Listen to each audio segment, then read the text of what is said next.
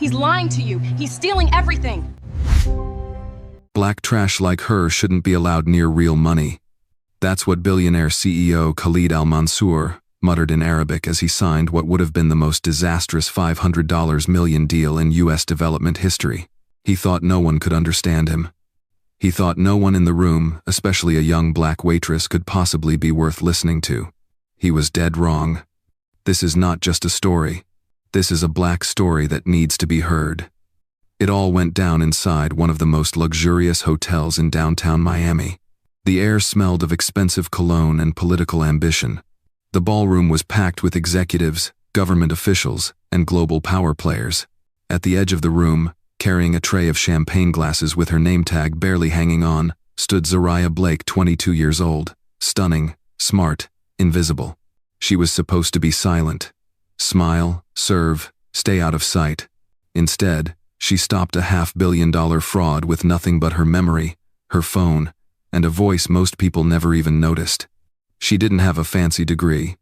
She didn't wear a tailored suit. She wore white sneakers, a spotless apron, and a fire in her chest that refused to be ignored. Because Zariah had a secret. She understood every single word Khalid said, every insult, every lie, every piece of the scam. And in just minutes, she'd put it all on blast in front of the most powerful people in the city. So before you scroll, ask yourself this: what would you do if your job was to serve the people robbing your country blind? This is not fiction.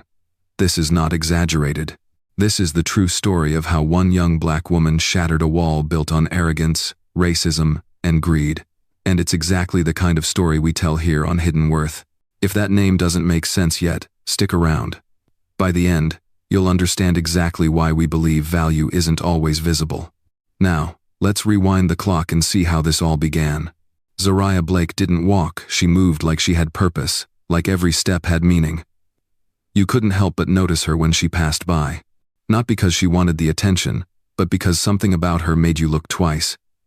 She had that rare combination: beauty, grace, and quiet fire. At 22 years old, Zariah worked as a waitress at the prestigious Fontaine Lux Hotel in Miami, a place where wealth whispered from crystal chandeliers and billionaires talked business over imported caviar. She wore the standard black and white uniform, her curly dark hair tied back, her sneakers clean, her posture upright. But no uniform could ever hide her light. Her eyes, deep, dark, and observant, missed nothing.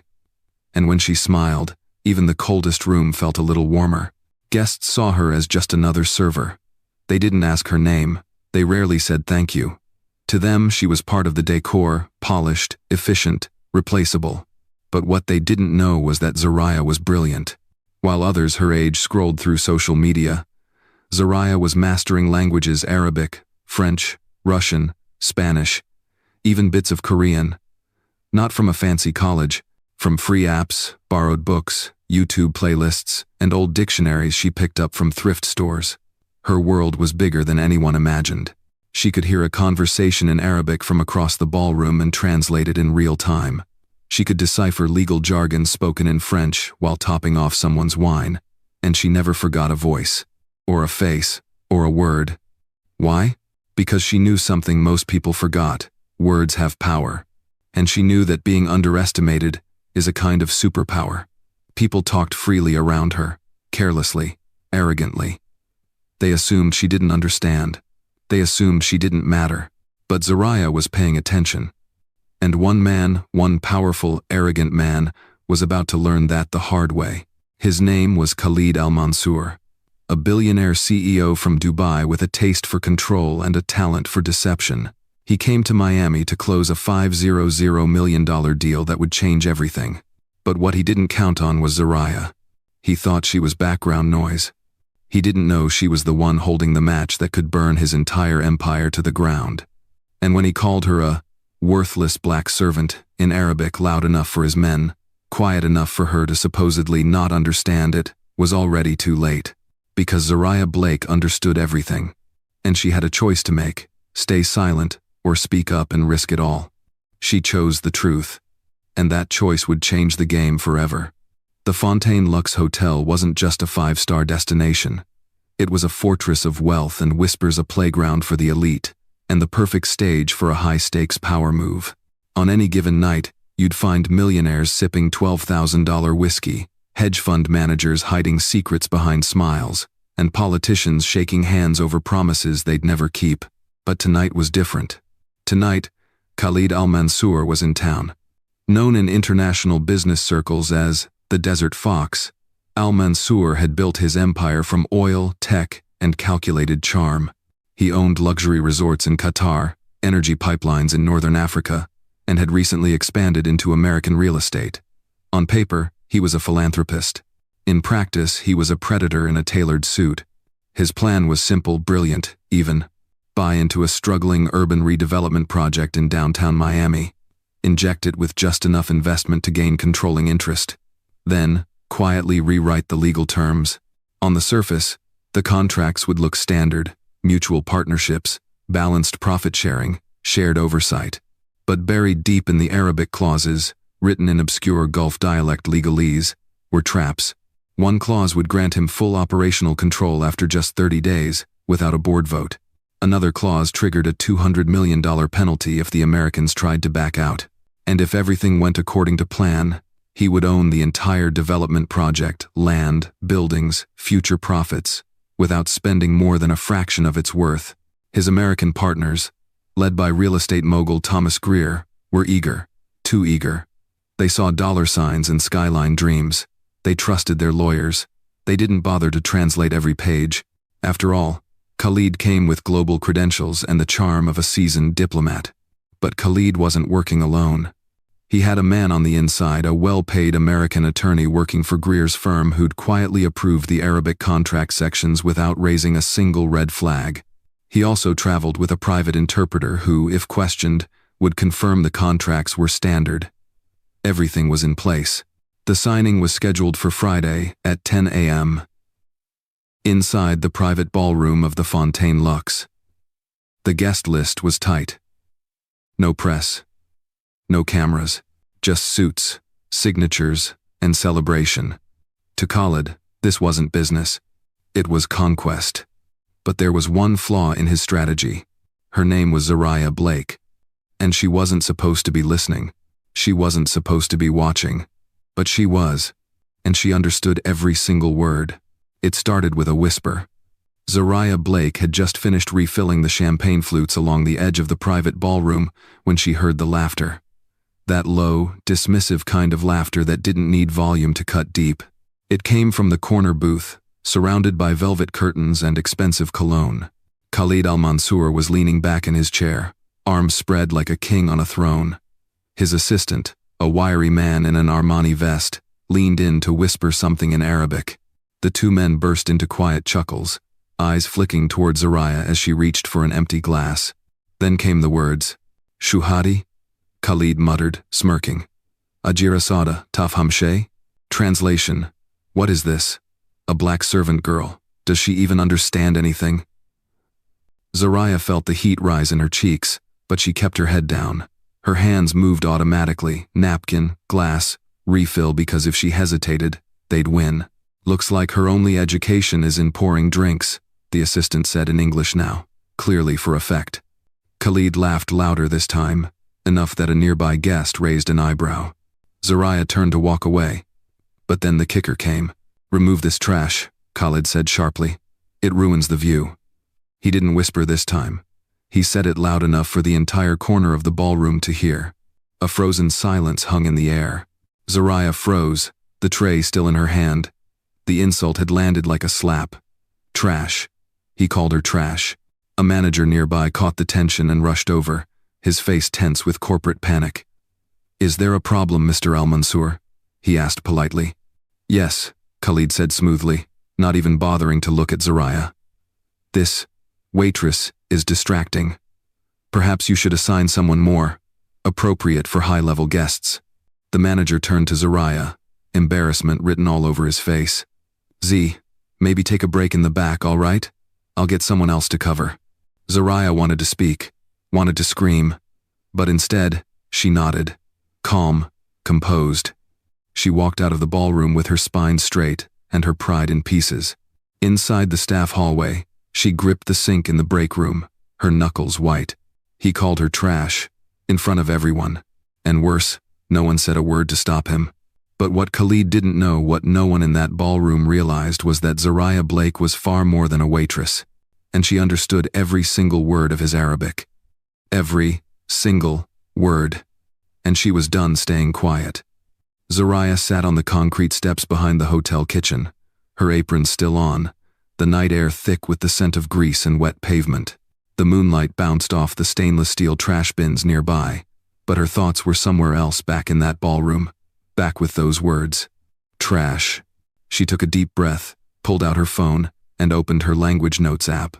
Line after line of Arabic phrases stared back at her, hundreds of them.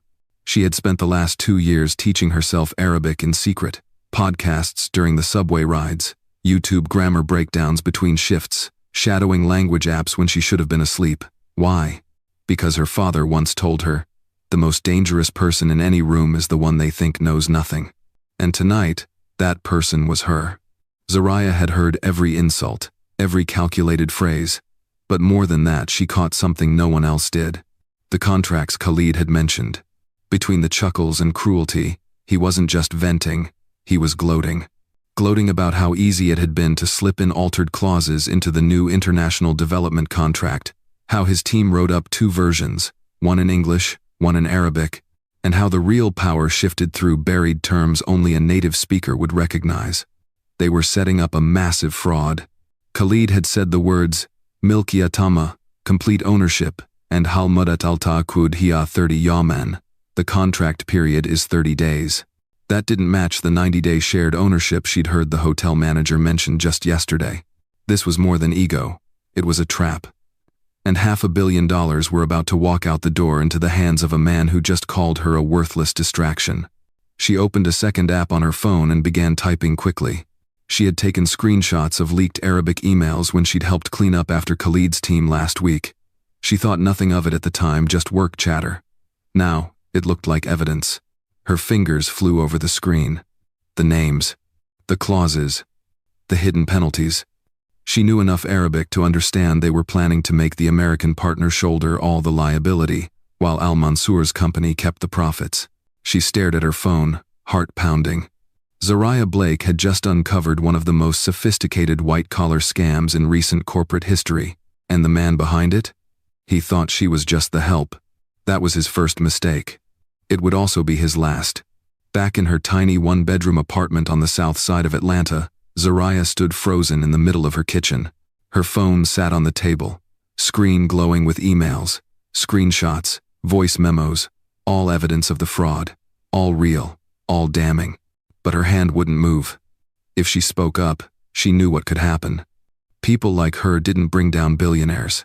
People like her got fired, or worse, discredited, ignored, buried.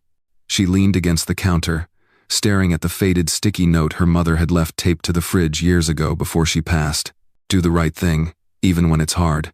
The words had always felt noble, inspirational. But tonight, they felt heavy, dangerous. Khalid al-Mansour wasn't just rich.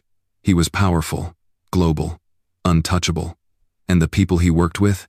American executives who barely glanced at her when she refilled their coffee. Zariah knew how the world worked. She didn't have a title. She didn't have a degree from an Ivy League school. All she had was a waitress uniform, a natural ear for languages, and the courage to listen when no one thought she could understand. But what could she do with that? If she went to her boss, would he believe her? If she went to the press, would they even publish a story from someone like her? And what about retaliation? Khalid had money. He had lawyers. He had friends in high places. She picked up her phone and hovered over the voice memo she'd secretly recorded when Khalid bragged about the fraud in Arabic. Just her luck, she'd been walking by the service entrance when he stepped outside for a call, thinking he was alone. She had caught every word. Still, she hesitated. She thought about her little brother, Jalen, who wanted to be an architect but couldn't afford the first semester at Georgia Tech. She thought about her rent, her health insurance, her job. If she blew the whistle, she could lose it all. But if she stayed silent, hundreds of working-class families might lose homes that the new development had promised. She sat down, head in her hands. This wasn't just about her anymore. It was about justice, about truth, About not letting people like Khalid get away with treating others like they were invisible. Zariah Blake had a choice. Stay quiet, keep her life safe, or speak up and risk everything. She looked at the sticky note one more time. Do the right thing, even when it's hard. She picked up the phone. Zariah didn't sleep that night. By morning, she had gone through every possibility in her head, every potential ally, every door that might still be cracked open. The weight of the decision didn't lighten, but a single truth rose above the noise. She couldn't do this alone. She thought of her boss at the restaurant, Mr. Doyle, an old-school guy who had once told a customer to leave after they insulted Zariah's accent. He was gruff, but fair. Still, this wasn't just some customer refusing to tip, this was international fraud and billion-dollar corruption. He wouldn't be able to help. Then she thought of someone else. Reese Tatum. The name made her stomach flip. Reese was a young associate at Langford and Harper, the same law firm that was negotiating the deal. A former regular at the restaurant, he'd always asked to sit in Zariah's section. Kind, respectful, never once talked down to her. And when she casually mentioned once that she loved languages, he lit up, telling her he studied linguistics before switching to law. There was something about him that had always felt safe. She still had his business card, tucked inside her Bible at home. By noon, Zariah was standing outside the glass skyscraper downtown, staring up at the name Langford and Harper etched in gold. Her palms were sweaty. She was underdressed in a plain blouse and jeans. She felt out of place, but she had come too far to turn back now. Inside, the receptionist raised an eyebrow as Zariah approached the desk. "I'm here to see Mr. Tatum," she said, her voice steady despite the storm inside her. "Do you have an appointment?" "No," Zariah replied, "but tell him Zariah Blake is here. He'll know me." The receptionist sighed, picked up the phone, and called upstairs. 5 minutes later, the elevator doors slid open. Reese stepped out, eyebrows raised in surprise, but his face softened the moment he saw her. "Zariah, everything okay?" She didn't answer right away.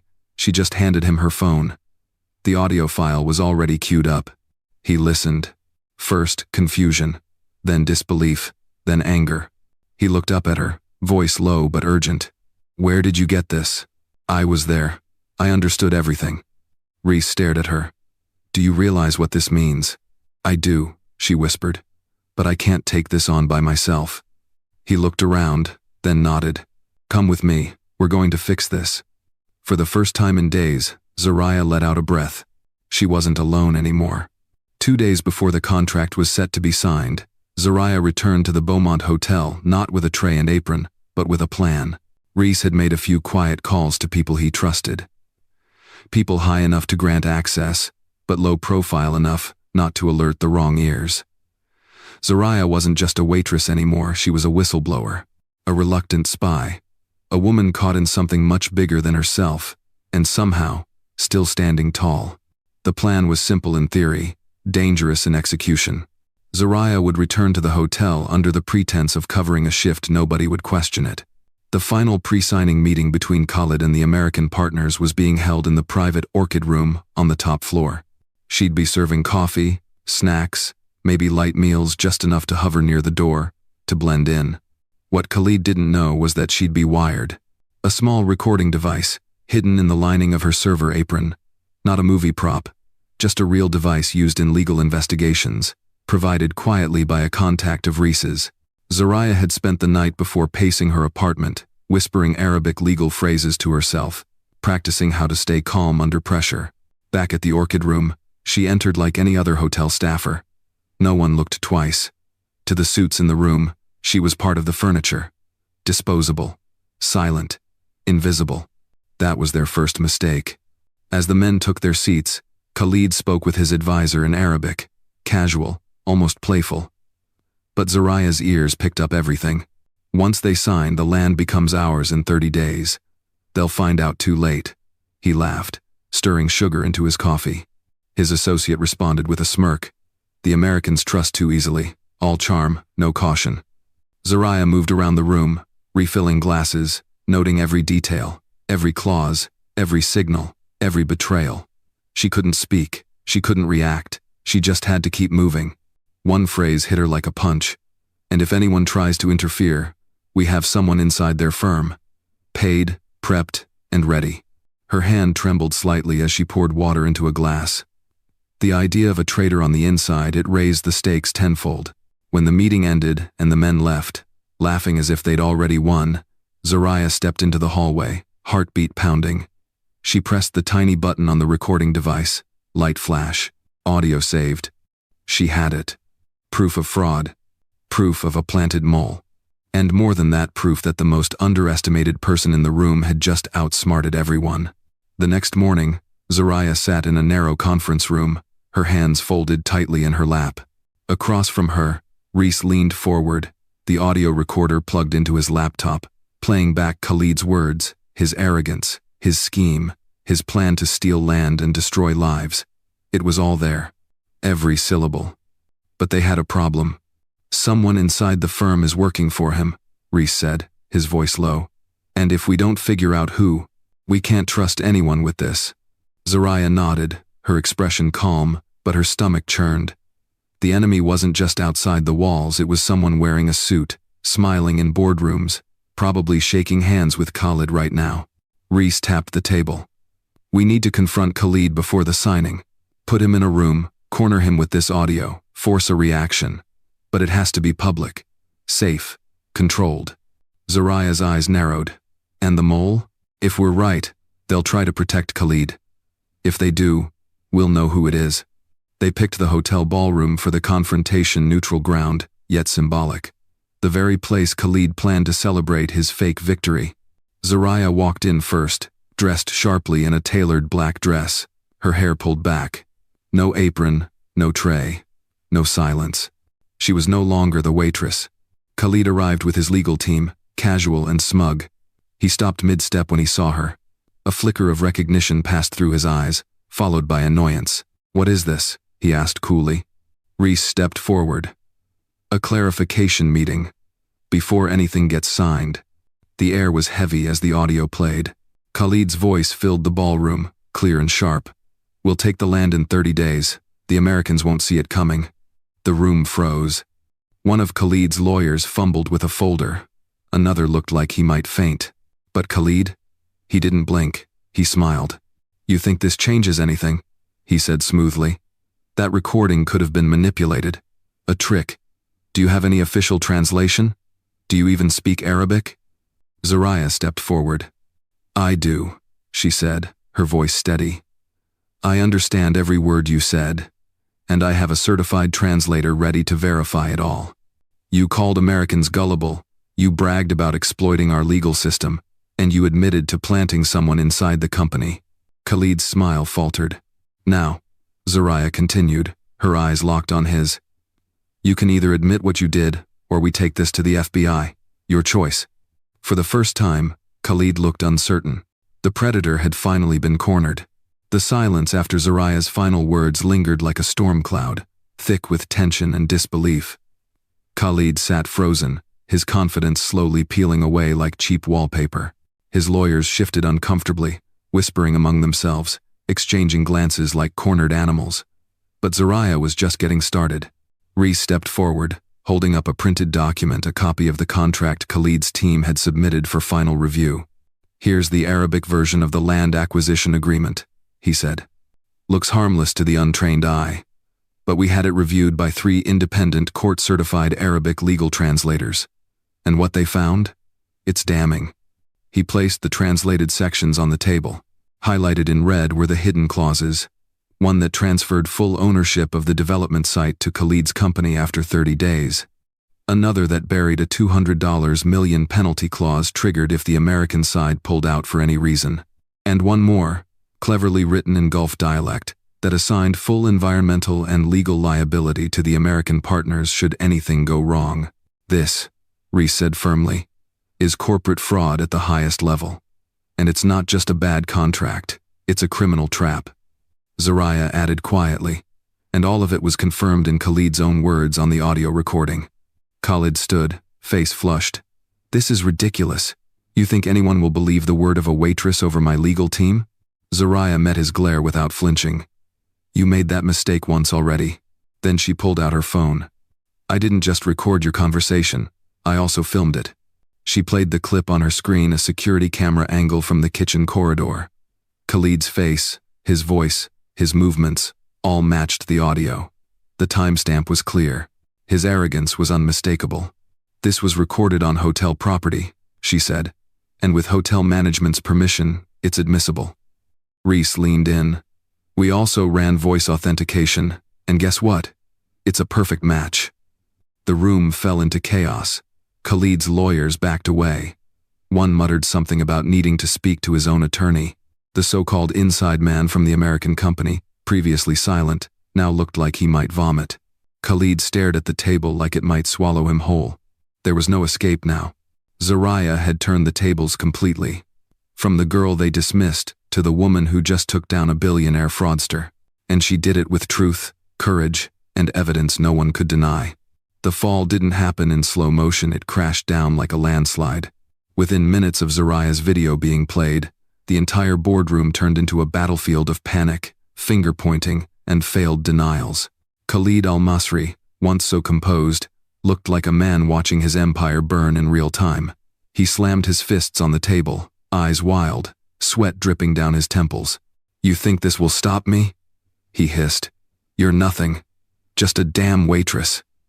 But the words didn't sting anymore. Not to Zariah, not to the room. They only confirmed what had always fueled his behavior. Unchecked arrogance. Reese remained calm as he dialed a number on his phone.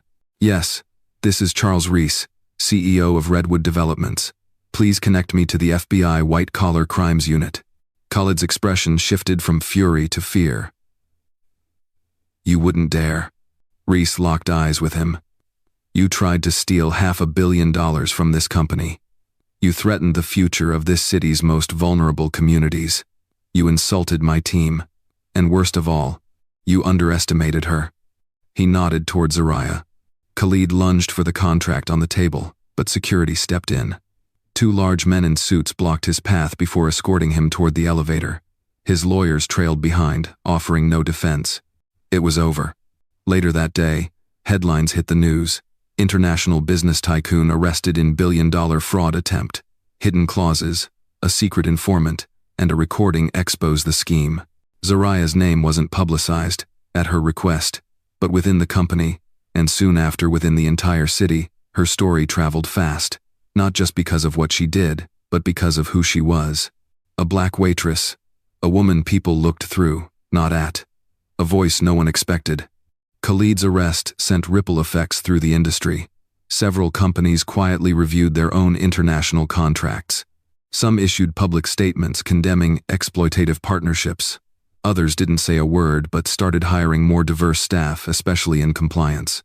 But the true price of Khalid's arrogance wasn't just jail time. It was the humiliation of being exposed by someone he considered beneath him. It was the loss of reputation, trust, and the billion-dollar future he thought was guaranteed. And for Zariah, it was the moment the world learned something she had always known deep down. Power does not always sit at the head of the table. Sometimes, it wears an apron. The next morning, the same boardroom where Khalid al-Masri nearly closed a $500 million scam looked completely different. Sunlight poured through the floor-to-ceiling windows, no longer filtered through tension and distrust. The long conference table was now set with pastries, coffee, and fresh flowers. But all eyes were on one person. Zariah stood near the window, still wearing her waitress shoes. Reese approached the center of the room, cleared his throat, and held up a black velvet box. "I've spent my entire career believing I was a good judge of character," he began. "But yesterday, a woman I barely noticed saved this company from disaster. Not because it was her job, not because she was asked, but because she couldn't stay silent while something wrong was happening." He turned toward Zariah. "You were the only person in that room who saw the truth and had the courage to act." The room erupted into applause as Reese opened the box and revealed a sleek gold nameplate. "Zariah Jameson, Director of Cultural Integrity and International Oversight," he read aloud. "Full salary, benefits, leadership training, and your own office." Zariah's eyes widened. I don't have a college degree," she whispered, half to herself. Reese smiled. "Then I guess we'll be the company that invests in sending you to get one." Tears filled her eyes as she accepted the plaque with shaking hands. Around the room, Executives stood and offered genuine nods, handshakes, and apologies. Even those who had mocked her the day before now looked at her with newfound respect. But it wasn't about the title, or the salary, or the applause. It was about finally being seen. Later that week, Zariah sat down for a quiet dinner with her mom, who wore her old waitress apron with pride. "You know," her mom said, passing the cornbread, "when you were little, I told you to keep your head down, work hard, and stay out of trouble." Zariah smiled softly. "I kept my head up this time, Mama." Her mom nodded, her voice thick with emotion. "And I've never been prouder." Outside, the city moved on. Deals closed, skyscrapers rose. But for one black woman, who once served coffee and was called worthless by billionaires, everything had changed. Not just her future, but the way the world saw women like her. The story wasn't about revenge, it was about redemption. And it was only the beginning. Zariah didn't become a viral headline. She became a reminder. In the weeks that followed, companies all over the country began re-examining their deals with foreign investors. Several fraud attempts modeled after Khalid's structure were uncovered and stopped in time. Government agencies quietly requested Zariah's notes, translations, and insights not just to plug legal loopholes, but to understand what kind of vigilance had been missing. But for Zariah, the lesson was much more personal. She learned that intelligence has nothing to do with job titles, that courage isn't measured by age, income, or diplomas. It lives in the quiet decision to speak up, even when your voice shakes, even when no one's watching. She realized that for every arrogant man who sees a black woman as invisible, there is a room full of people waiting for someone like her to prove otherwise. She understood that the world doesn't change when the powerful get louder. It changes when the underestimated refuse to stay silent. And most of all, she discovered something simple, yet transformative. Worth isn't given, it's claimed. You don't have to wait for someone to validate your voice. You don't need permission to call out what's wrong. And sometimes, the smallest act of bravery, a single question, a quiet stand, can protect an entire community. So maybe you're not a CEO. Maybe you don't speak 5 languages or wear a tailored suit. But maybe, just maybe, you're the one person in the room who notices the truth when everyone else is too afraid or too proud to see it. And that might be exactly what the world needs. This story isn't just about Zariah. It's about anyone who's ever been overlooked, underestimated, or ignored. It's a black story, but it's also a human story.